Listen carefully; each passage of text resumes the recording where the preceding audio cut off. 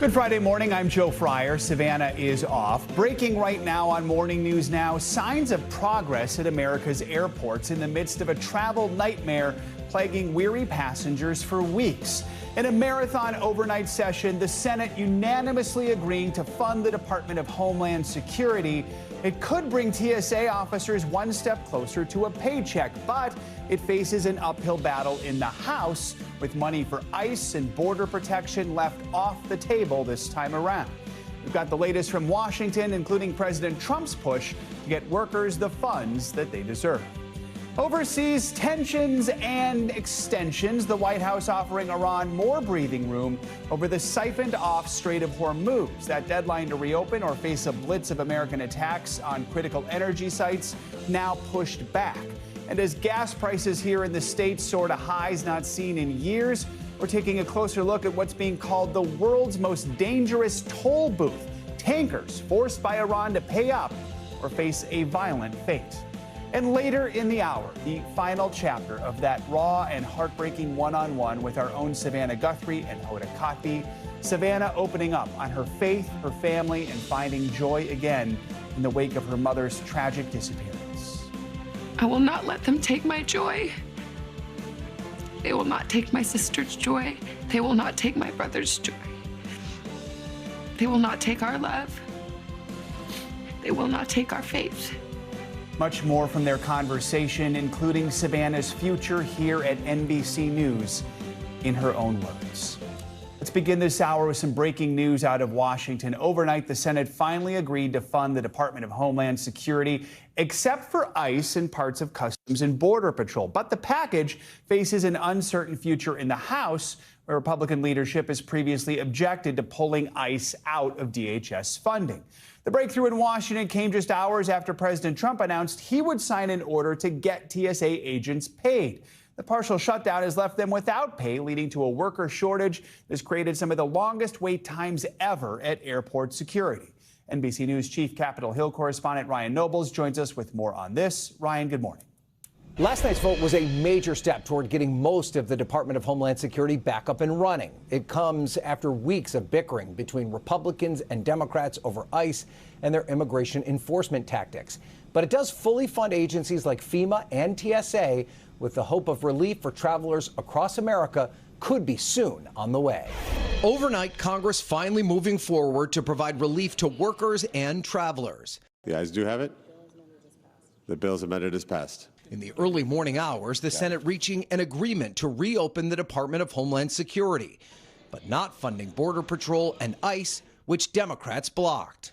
No blank check for a lawless ICE and Border Patrol. Democrats didn't actually want a solution. They wanted an issue.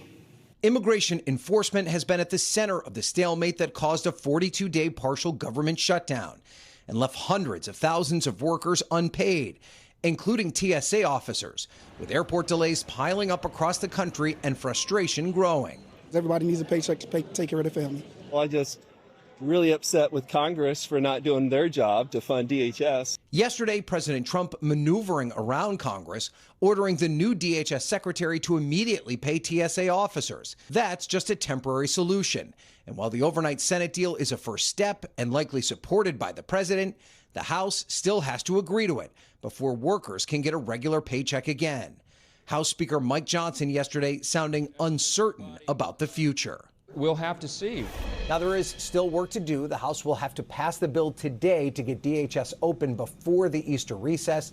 It will require a combination of Republicans and Democrats to get it done, which is never easy. Republicans are now vowing to fund ICE and Customs and Border Protection through a separate budget process that would not require support from Democrats to get done. All right, Ryan, thank you. Hope is growing that this Senate breakthrough and President Trump's order to get TSA workers paid could alleviate the chaos that's been unfolding at U.S. airports. NBC News national correspondent Aaron Gilchrist joins us now from Atlanta's Hartsfield-Jackson Airport with more on that. Aaron, good morning.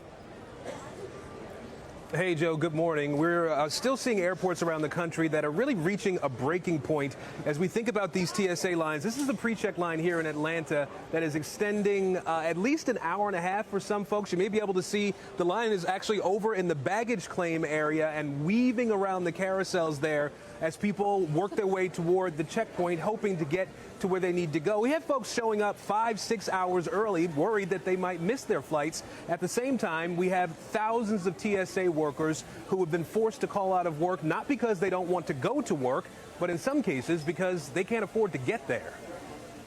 This morning, with those TSA checkpoint lines continuing ahead of a busy spring break travel weekend, I'm here like 5 hours early.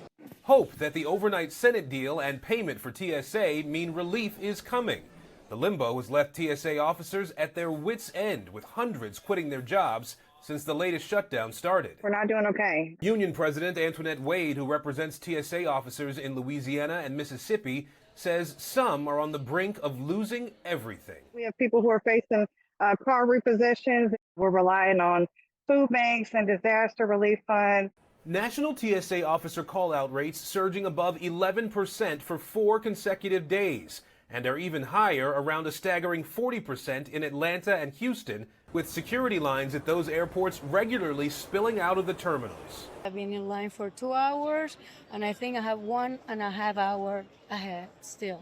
With back pay now in view, some TSA officers were already at a breaking point and worry about future government shutdowns. You know, if it looks like this is going to become the norm, then we're definitely reevaluating our ability to maintain these jobs. While the lines stretch on the ground, another scare in the skies, just days after that collision at LaGuardia Airport, which killed 2 pilots. The FAA says it's now investigating an incident at a California airport Tuesday. An Army National Guard helicopter on a training mission flying close to a United plane. 589. You have traffic at your 10 o'clock. Flight Radar 24 shows the moment the 2 aircraft passed each other. It's just over a year since that D.C. crash when a passenger jet and an Army Black Hawk helicopter collided, resulting in 67 deaths. Of this week's incident, United saying pilots saw the helicopter and received an alert, leveling off and landing safely. We're going to be addressing that because that was not good. Now, even with President Trump's announcement about paying TSA workers, we don't know exactly when those TSA workers are going to see that cash show up in their bank accounts. So remember, that's just a temporary fix. We still need Congress to pass legislation, not to mention the other 8 agencies that fall under the Department of Homeland Security, things like the Secret Service, FEMA, the U.S. Coast Guard. They are all waiting to be paid again. And here at the airport, these folks are waiting for things to get back to normal, including just how long these lines are, Joe. All right, Aaron, thank you so much. In addition to those long airport security lines, concern is growing that the spiking oil prices from the war with Iran could also lead to higher airfares during the busy summer travel season. Drivers are already feeling agony at the pump. These prices could hinge on what happens with the war. President Trump claims Iran is begging for a deal to end it, despite Iran denying any such negotiations. Our senior White House correspondent Garrett Hake reports. After nearly 1 month of war, the U.S., Israel, and Iran are still trading air and drone strikes. And now President Trump says they're also trading potential peace plans. Late Thursday, the president pushing back a deadline he gave Iran to open the Strait of Hormuz, a critical global shipping channel, or face attacks against its power plants, which could violate international law. The reason they want to make a deal is they have been just beat to. President Trump says as a show of goodwill, Iran allowed 10 oil tankers to pass through the strait. But Iran calling that, quote, lies and saying the strait is closed. Iran has also disputed that any talks are underway. This morning, accusing the U.S. of sabotaging previous negotiations. This war of aggression is blatantly unjustified and brutal. President Trump suggesting the American military campaign isn't over yet. In fact, we have other targets we want to hit before we leave. While most Republican lawmakers have backed the president's efforts in Iran, some are now expressing concerns about how long the conflict could drag on, as well as the possibility of American boots on the ground in Iran. President Trump is said to be considering sending U.S. forces into Iran, with thousands of Marines and paratroopers already ordered to the region. I think the patience will end when we start putting troops on the ground. While the uncertainty in the Middle East is causing oil and gas prices to fluctuate wildly. President Trump asked if he would consider offsetting fuel costs by temporarily slashing the 18-cent federal gas tax. It's something we have in our pocket if we think it's necessary. Now, the president also spoke briefly on another aspect to this conflict, which may have a long-term effect on those oil and gas prices. He was asked by a reporter if he intended to take control of Iran's oil. The president responded, quote, "I wouldn't talk about it, but it's an option," and comparing the possibility to the system he believes is now working very well between the U.S. and Venezuela, a prospect that will be watched very closely by those global energy markets, Joe. No doubt. All right, Garrett, thank you so much. The Iran war is shining a light on the Strait of Hormuz, that critical passageway for the world's oil supply. A London-based maritime intelligence service recently shared data with NBC News. It found Iran is forcing some oil tankers to pay millions of dollars to travel through a new narrow passage in the strait, which is controlled by the Islamic Revolutionary Guard. NBC News international correspondent Raf Sanchez joins us now from Doha, Qatar, with more on that. Raf, good morning. Joe, good morning. Only a trickle of ships is making it through the Strait of Hormuz right now, down around 90% on pre-war traffic. But we're learning that those ships that are passing through are being diverted onto a new route controlled by Iran, and some are being charged a toll to transit. It's being called the world's most dangerous toll booth. The only tankers passing through the Strait of Hormuz are being forced into a new route controlled by Iran, with some charged millions of dollars to transit. It's sort of been dubbed the Tehran toll booth. That's according to data from Lloyd's List Intelligence, a maritime firm shared with NBC News.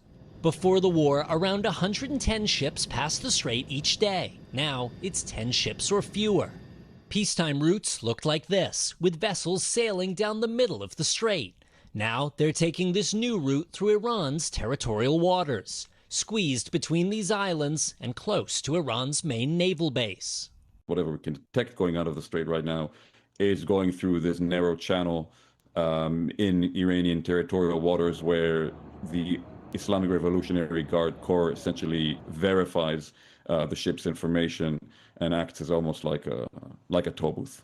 This footage, verified by NBC News, was taken by a sailor on a Chinese tanker as it passed between the islands. In a few days, American soldiers might come here, he says. This might be the main fighting spot. Iranian lawmakers have discussed charging ships $2 million to pass the strait, saying the money would pay to repair wartime damage. That doesn't seem to be official policy yet, but Lloyd's List says at least 2 ships have been charged so far. Is the implied threat that if ships don't use this so-called toll booth, they'll be attacked by Iran? I think so. I think that is very much the implication. It's not an empty threat. At least 18 ships have already been attacked in and around the strait, according to the UN. Iran is on the other side of the Persian Gulf, but on this side, there's real concern among Arab countries. Iran may try to continue controlling the strait even after the war. In a letter to the UN, Iran says the strait is open to non-hostile vessels, but only in coordination with Iranian authorities. That's a major shift from the pre-war norm, when tankers passed freely, and suggests the toll booth may be here for some time to come. And when we talk about Iran trying to cement its long-term control over the strait, one of their demands for ending the war is that the rest of the world recognize Iranian sovereignty over the Strait of Hormuz. That is likely to be a non-starter for the U.S. and for Arab nations here in the Gulf. Jeff. All right, Raf, thank you so much. Now to a courtroom drama playing out in Hawaii. The trial of a Maui doctor accused of trying to kill his wife on a hiking trail last year is set to resume later this morning. Prosecutors say anesthesiologist Dr. Gerhard Koenig tried to push his wife Ariel off a cliff, then attacked her, striking her in the head with a rock. NBC News correspondent Steve Patterson is following the case from Honolulu. Steve, good morning. Joe, good morning to you. This has been a trial filled with bombshell testimony, including just a few days ago, Ariel Koenig taking the stand herself, describing that heinous attack from her husband. The defense says this is a scuffle that she started. Today, we expect yet another key witness who could turn the entire trial on its head. Want to warn you, though, some of the video you're about to see, it's going to be disturbing. I'm screaming, and he's telling me, shut the up. Nobody's going to hear you out here. Nobody's coming to save you. A stunning moment in the attempted murder trial of a successful Maui doctor, Ariel Koenig, telling a jury earlier this week that her husband appeared hell-bent on taking her life during a hike in March 2025. Police body cam video showing her condition moments after the incident. Ariel testifying her husband, anesthesiologist Dr. Gerhard Koenig, took her up on a hike for her birthday. Prosecutors allege Koenig then tried to push his wife off a cliff, holding her down and taking out a syringe as she fought for her life. He's on top of me, and he had a syringe in his hand, and he says, hold still. Ariel says she swatted the syringe away. And again, I was screaming, and so he's covering my mouth and stuff, and then we had this moment of like, it seems like he takes a deep breath. And then he just starts hitting my face and my head with a rock. A pair of nearby hikers hearing her screams. Sarah Buxbaum testifying she called 911 while running to the injured woman's aid. Can you describe seeing the defendant's eyes? It's like a cold, emotionless stare. But the defense says Ariel is the one who started the scuffle, a final fight in a troubled marriage. She came after him, started kicking, punching, they end up on the ground. She's swinging at him. The jury shown a cache of tawdry texts between Ariel and a work colleague, a relationship she describes as flirty but never crossing into adultery. This morning, sources close to the case say Gerhard's 19-year-old son from a previous marriage is set to take the stand. Prosecutors say Gerhard confessed to the crime in a FaceTime call with his son immediately after the altercation. He says, I'm not going to make it back. I tried to kill Ari, but she got away. That's what the defendant tells Emil. And another source close to the case saying that Gerhard Koenig himself could take the stand as early as next week in a trial that could last some time. We don't expect closing arguments until about mid-April.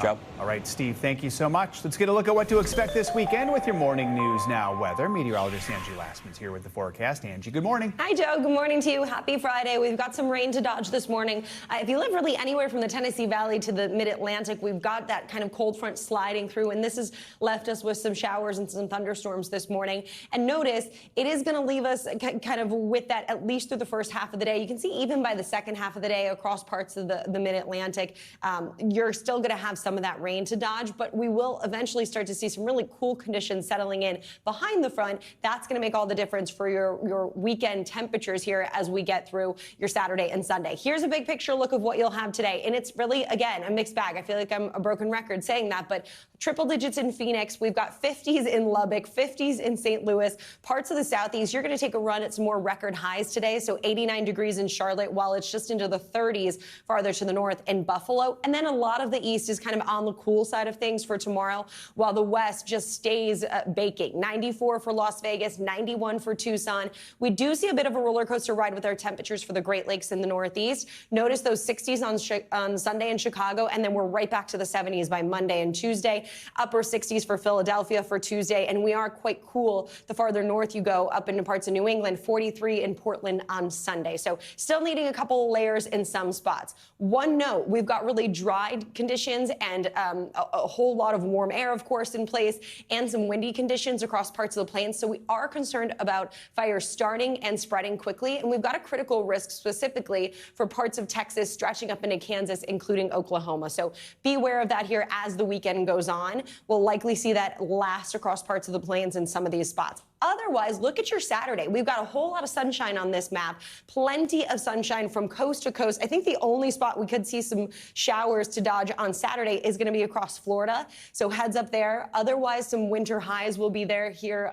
for chilly conditions across New England. And then the record heat, as I mentioned, out west. As we look to Sunday, not a whole lot of change in that same kind of trend. Still the really warm temperatures across parts of the west. And then those cooler conditions settling in for the Great Lakes. We'll dodge a couple of storms still in the state of Florida. But overall, Joe, I think pretty good when it comes to our weekend temperatures and our weekend sky conditions. We've got a whole lot of sunshine to deal with and make those weekend plans. We'll take it, Angie. Thank you so much. We've got much more to come on this hour of Morning News Now, including the poignant conclusion of Savannah Guthrie's emotional conversation with Hoda Kotb, her journey to finding joy in the wake of her mother Nancy's disappearance.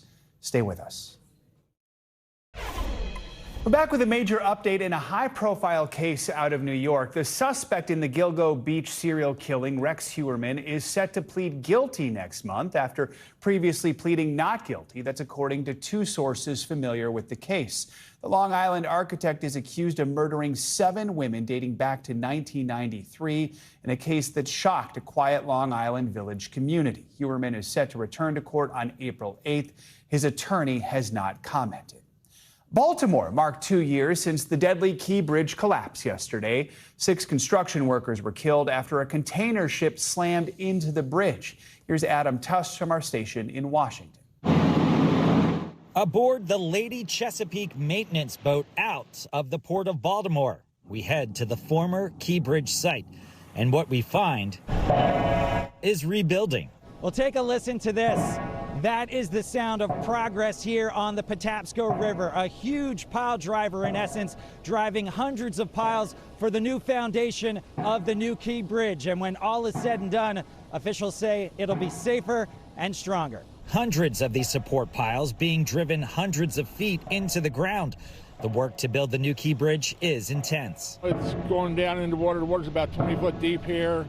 Then about 60 foot of mud line, and then when it gets into Patapsco, we're driving it down to about another 120 feet. Bill Rando is with the Maryland Transportation Authority. Oh, this is big time, yeah. Even getting the piles here, all the piles are being fabricated down off the Gulf in Louisiana and Texas, and just to push them up here, it takes a while. We got crews down there working 7 days a week on these things.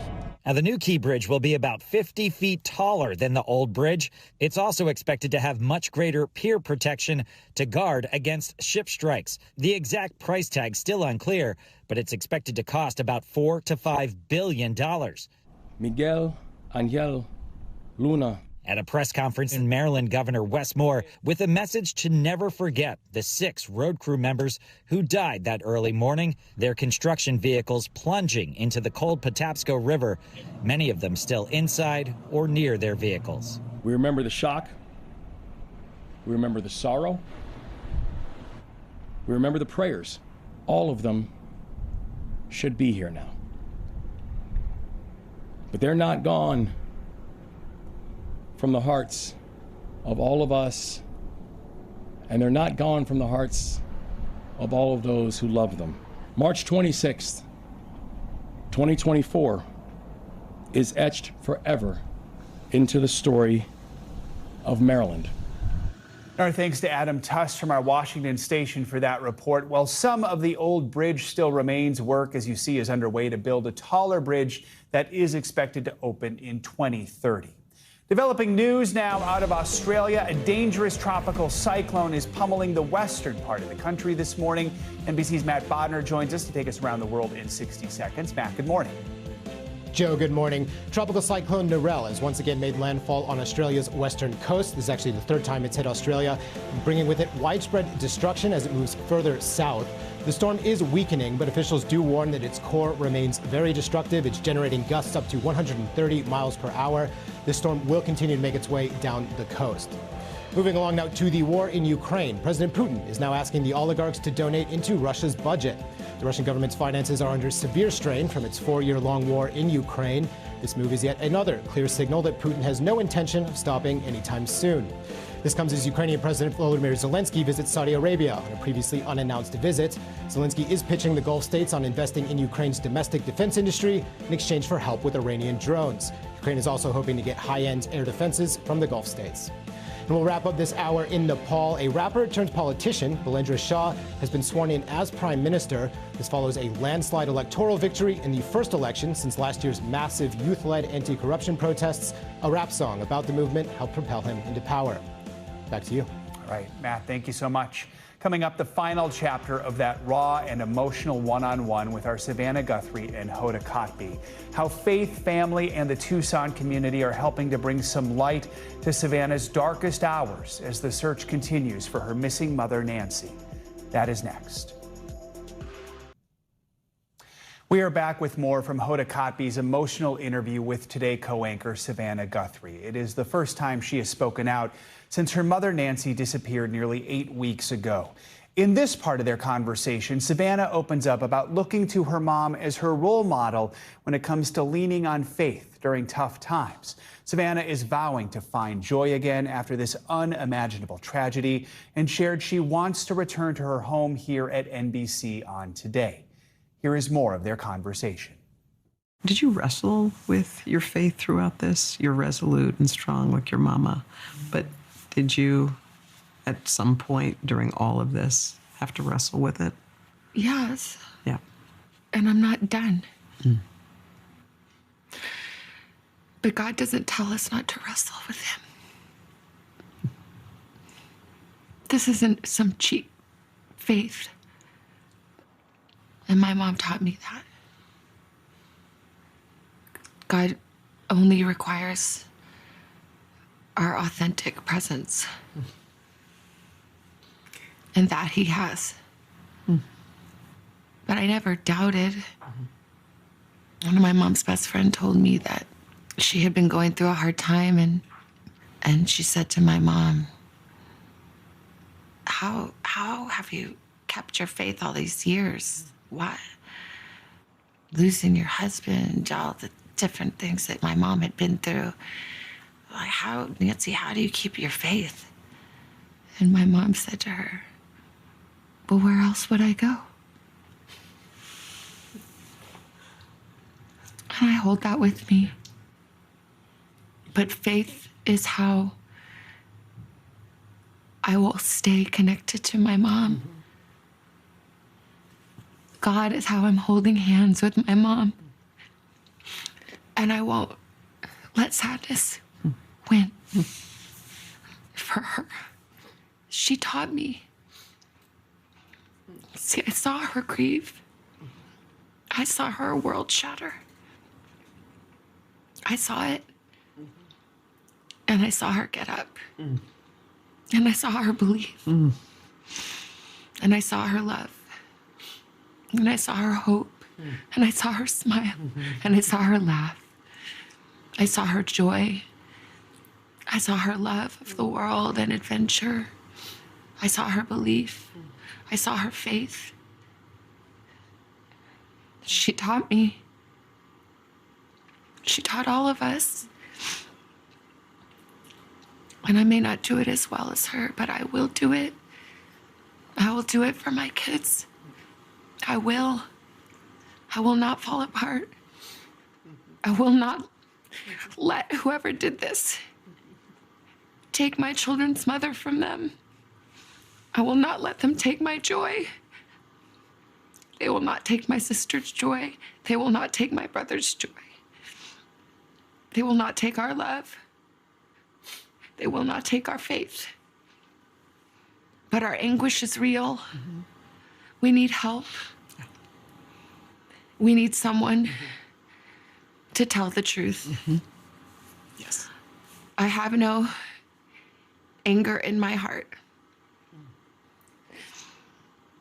I have hope in my heart. I have love. That this family needs peace. Yes. Yes. I don't think we deserve anything more or less than any other person. We don't say, why us, why me, why anything. If I say why me for this horrible thing, then I have to say why me for all the beautiful blessings of my life. Well then, yes, why? I don't know why. I'm grateful for my blessings. And I'm heartbroken for this sorrow. Yes. I'm heartbroken. Yes. Yes. Yes. I am crushed, but I am not abandoned. We are not alone. Do we need an answer? And someone has it in their power to help It is never too late. And when you do, the warmth of love and forgiveness that will come will be greater than can be imagined. I know what it is to be forgiven. Yes. And there is no greater joy. Yes. And that joy awaits whoever can hear this and find it in their heart to help. You're focusing on people in Tucson. Somebody there must have seen or known something and maybe forgot about it or didn't pay attention to it. How can someone vanish Yeah. without a trace? Yeah. How? Someone knows something, even if that something is someone's been acting strange for the last 7-8 weeks, even if it's just that. Somebody knows. And maybe somebody's afraid. And I understand that. But our hearts are in agony. We can't breathe. We can't live. We can't go on. We can't be at peace. We can't go forward. We have to know what happened to her. Yes. You talked about coming back to New York. One of the other enduring images for me was walking into Studio 1A and seeing you there, speaking to everybody. What was it like for you, walking back in there? I really wanted to come and see everybody. Yeah. I just love this beautiful place that we call home, where we get to come and be every day. And I know how much people have prayed for me and loved me. All the people that you see on TV, you know, and then all the people that you don't. All the notes and messages that I have received are just so beautiful. I just wanted to be with my family. They're my family too. You said something when you were there, and you said, I don't know how to come back, and I don't know how not to come back. Yeah, that's how I feel when I look at the Today Show, which is the answer to all my dreams, actually better than my dreams. So how about coming back? I know everyone's wondering. So it's hard to imagine doing it because it's such a place of joy and lightness, and I can't come back and try to be something that I'm not. But I can't not come back because it's my family. I think it's part of my purpose right now. I want to smile.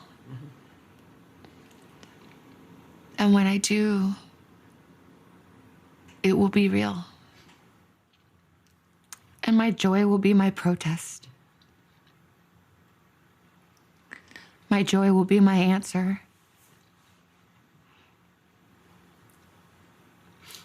And being there is joyful. And when it's not, I'll say so. And I have been so grateful to have this family. I consider this my family, my greater family. And when times are hard, you want to be with your family. And I want to be with my family. And so I don't know if I can do it. I don't know if I'll belong anymore. But I would like to try. I would like to try. And I'm not going to be the same. but maybe it's like that old poem, more beautiful in the broken places. Our thanks to Hoda for that extraordinary interview. The Today Show just announced Savannah will return to the program on Monday, April 6th, the day after Easter. We are certainly looking forward to welcoming her back home. As she said, someone out there knows something. If you have any information on Nancy's disappearance, please contact the FBI through the tip line on your screen. Those tips will remain anonymous. Any information can make a difference in this search. Morning News Now will be back in just a moment. Stay with us. Welcome back. If you're still looking for Easter deals, now is the time to hop to it. Yes, I had to say that. With just over a week to go before the holiday, spending is expected to hit a record high. The National Retail Federation is projecting nearly $25 billion in Easter sales this year. NBC News business and data correspondent Brian Chung is here with the best strategies to score those bunny bargains. Brian, good morning. Good puns, Joe. Thank you. The producers get all the credit for that. So if it's going to be a record year for Easter, that might surprise some people, considering we know people are pulling back in some ways. Yeah. So why do we think that is, and where are people spending that money? Yeah, well, first off, let's break down that $25 billion figure, that coming from the National Retail Federation. When you break down per person, that budget's out to almost $200. And I know a lot of people are thinking, wait, what? $200 of spending on Easter? Well, that's going to include, of course, candy, decorations, maybe clothing for your Easter service, but it's also going to include food. That's the big one. If you're getting a big spread for your family, that's where you kind of add up, especially with the rising price of groceries, to almost $200 per person. So let's break it down and start with the candy and the Easter baskets, essentials for the Easter bunny to deliver to all the kids out there. Where can people find the best deals? Yeah, well, look, when it comes to finding the best deals, I want to point everyone to, of course, using couponing apps. If you're going to go out there and you're especially at the grocery store, trying to figure out where you can cut corners on that grocery basket,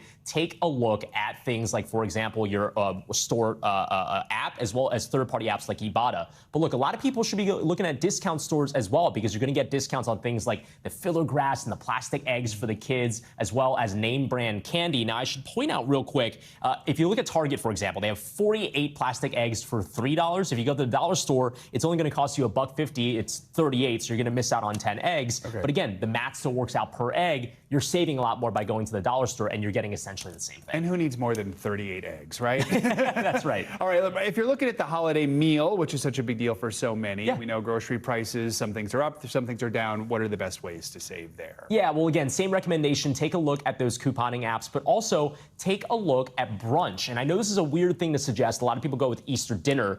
But when we were talking about Easter prices last year, Joe, egg prices were closer to $6 a dozen. But there's good news now. Egg prices are closer to $2.50 per dozen this year. So it's actually going to be cheaper if you just, make some scrambled eggs for everyone, or maybe some omelets. So, maybe after service, you can have a nice brunch with the family. And also, try not to go with the pre-made sides. If you just make it yourself at home, mashed potatoes and roasted carrots, for example, those ingredients are a lot cheaper if you just DIY as opposed to try to buy them somewhere. For those who are really good at planning, the day after Easter, once the holiday wraps, what are some of the markdowns people can be on the lookout for? Yeah, well, first off, I should point out that if you want to get those best deals, you do kind of need to move a little bit faster right now, because otherwise you risk the inventory not being there. But of course, when it comes to the discounts after Easter, everyone knows if you go to the store, 60, 70, 80% off the Easter candy. You're going to get the name brand stuff. It's going to be... The Cadbury eggs are basically free. It's basically free. And you know what? I always say an Easter egg like Reese's tastes the same after Easter as it does before Easter. Totally. So, and the ones with the peanut butter in them, doesn't matter if you have the ratio Reese's is different depending on... really? Yeah. Well, the football Reese's and the regular standard Reese's, that's for another segment. Brian thinks about this very deeply. I do. Brian, thank you so much. Appreciate it. Yep. It's quite a buzz in the air around Kansas City, Kansas. Amazon's Prime Air drones have taken flight, giving the public an up-close look at its new delivery system. Reporter Grant Stevens from our affiliate station in Kansas City has more. Takeoff. Before that moment, a special box is loaded inside the MKC-6 fulfillment center on a special line. And then we watch those boxes get wheeled outside to the launch pads. All those letters help with the drone's depth perception system. Once you place an order, you pick a delivery spot. And bad news, porch pirates, drones don't need driveways, so a lot of people choose the backyard. Because it's a lot more private, a lot safer. It comes down to about 12 feet and hovers at 12 feet. the back of the drone opens up and the package comes out and falls out the bottom. So the drone actually never lands. There's someone monitoring the flight stats back at base, but once a new battery and a package have been slotted in, the drones fly completely on their own. As I'm talking through it right now, you can see we have a little bit of movement on the pad. We got one going outbound. We have one coming inbound, as you can see. Right now, it's counting down. It's going through its initial checks, like I said, to check weather, check other aircraft in our airspace, and do a system check as well. And they're smart enough to adjust if something or someone is in the way. For example, if your dog is out in the backyard and the drone gets there, the drone will actually identify that there is a dog there. It'll attempt to move over about 3-4 feet. If the dog follows, it will not drop the package on your dog, and it will come back and we'll get you your package another way. Sure, it's a cool delivery system, but it does have the potential to make life a little easier. I think at first people want to get a drone delivery just to get a drone delivery, but then they realize that, I can leave work and have something at my house by the time I get home, or I have a sick child. I don't want to load them up in the car and go to the store. I can just have something dropped off in my yard for it. Our thanks to Grant Stevens for that report. Kansas City is the 7th facility to have Prime Air up and operating, but Amazon hopes to open up more locations across the country later this year. I'm guessing not New York City, at least for now. Let's get a look at some Wall Street headlines, starting with clear skies for United Airlines after reaching a tentative labor deal with its flight attendants union. NBC News business and economy reporter Allie Canals here with your Money Minute. Good morning, Allie. Good morning, Joe. That's right. Flight attendants at United Airlines, they're one step closer to a pay raise, reaching a tentative deal that would mark their first wage increase since the pandemic. The agreement, which still needs union approval, includes higher base pay, extra compensation during disruptions, and new restrictions on overnight flights. The flight attendants union said full details will be released by the end of next week if approved. But not all raises are necessarily good news. Your Netflix bill is about to go up again. The streamer telling NBC News it's raising prices across all of its subscription plans, with the ad-supported tier up $1 to nearly $9 a month, while its standard and premium plans are each rising by about $2. The price hikes follow increases just last year, as the company says it continues to invest heavily in content and live programming. And finally, maybe it's time to grab a lottery ticket, but only if you swing by this diner in Massachusetts. So get this, a small restaurant and convenience store in Nantucket. It's called the Old South Diner. It's on a lucky streak, selling another $2 million Powerball winner. That's its $5 million plus ticket in just 2 years. So, Joe, I think we need to go to Nantucket. Yeah, that's worth the gas money right now. Exactly. If you win $1 million. You have to weigh things these days. You're just talking about Easter brunch. I mean, maybe after Easter brunch, get in your car, go up to Nantucket. They're defying the odds there. All right, Allie, thank you so much. Coming up, we have finally made it to Friday. That can mean only one thing here on Morning News Now. We got your ticket to Hollywood with the latest and greatest from the world of entertainment that's sure to light up your weekend. Everything you simply can't miss. Up next.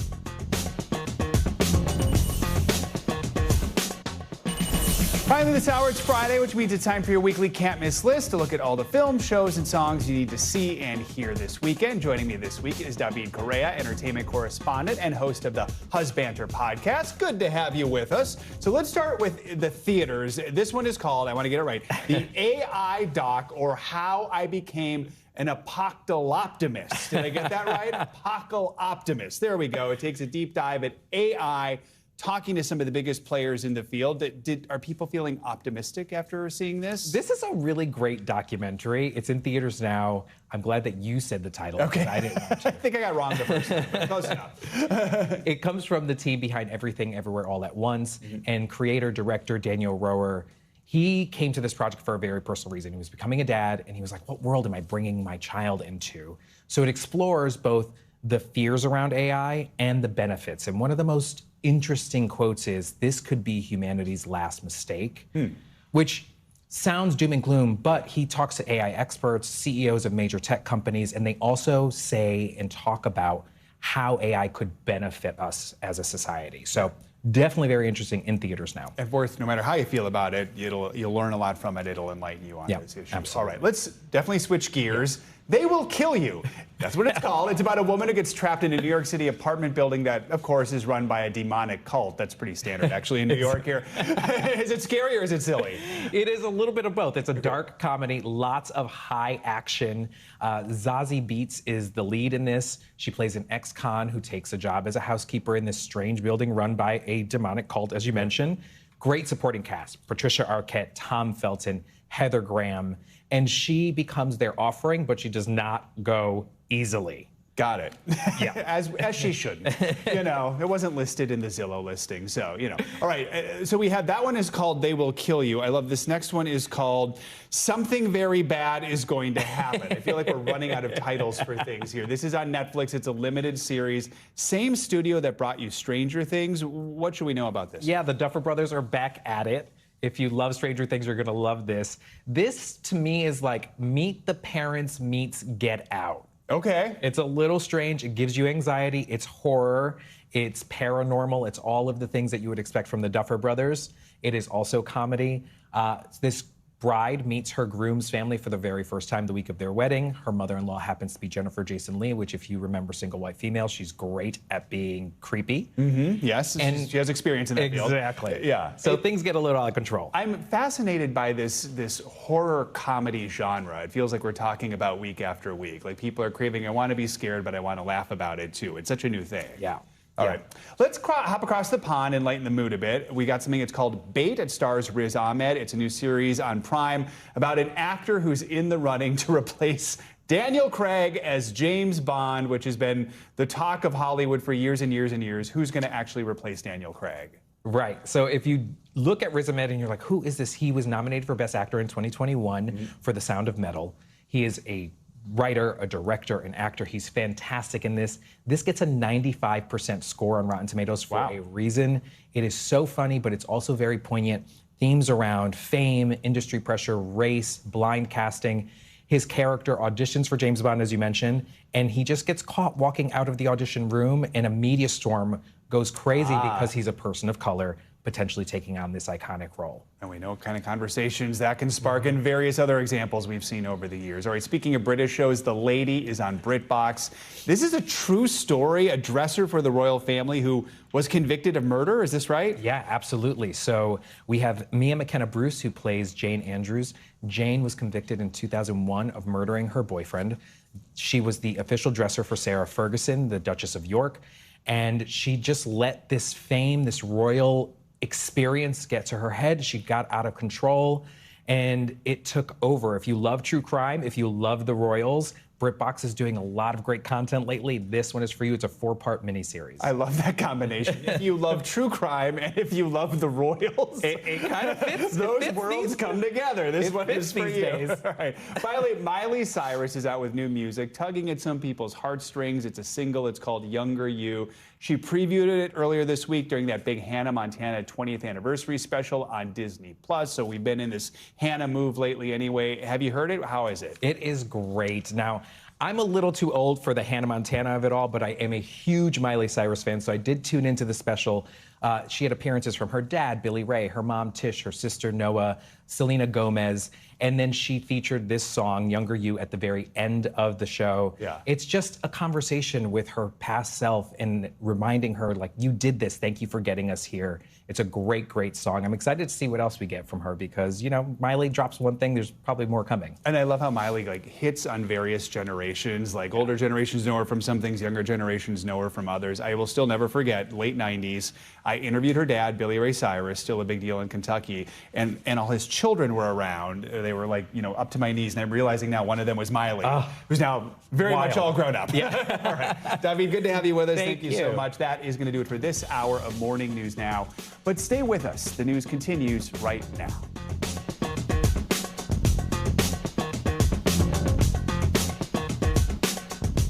We thank you for watching, and remember, stay updated on breaking news and top stories on the NBC News app or watch live on our YouTube channel.